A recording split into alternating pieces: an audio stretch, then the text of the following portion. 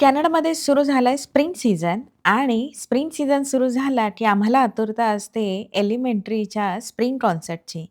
प्रत्युषच्या शाळेमध्ये आज spring concert होती आणि आम्ही निघालो होतो ह्या स्प्रिंग कॉन्सर्टला. त्याला आधीच आम्ही शाळेत ड्रॉप केलं होतं आणि त्यानंतर आम्ही पोहोचलो शाळेमध्ये. इथे एलिमेंटरीमध्ये स्प्रिंग कॉन्सर्ट आणि विंटर कॉन्सर्ट असते. मी मागच्या एका आपल्या म्युझिक कॉन्सर्ट कॉम्पिटिशनच्या व्हिडिओमध्ये तुम्हाला सांगितलं होतं, की इथल्या शाळेमध्ये वर्षातून 2 वेळा म्युझिक कॉन्सर्ट ह्या होतात आणि तसंच ही स्प्रिंग कॉन्सर्ट म्हणजे वर्षातली आता शेवटचीच कॉन्सर्ट आहे ही. आजच्या कॉन्सर्टला ब्लॅक कलर कोड होता. त्यामुळं मुलांना टॉप आणि बॉटम हा ब्लॅक कलरचाच घालायचा होता.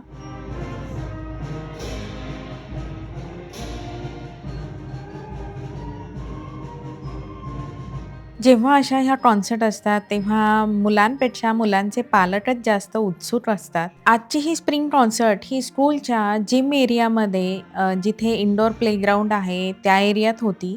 आजच्या स्प्रिंग कॉन्सर्टमध्ये लहान मुलांचे नाटक, त्याच्यानंतर त्यांचे परफॉर्मन्स, डान्स परफॉर्मन्स हे सगळं होतं.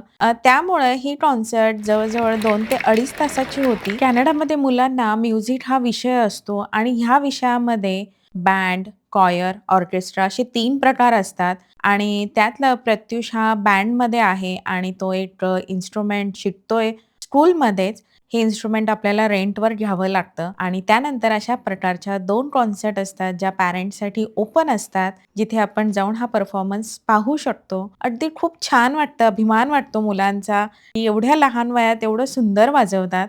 असेच नवनवीन व्हिडिओ पाहण्यासाठी चॅनलला सबस्क्राईब करा. भेटूया पुढच्या व्हिडिओमध्ये. तोपर्यंत बाय बाय.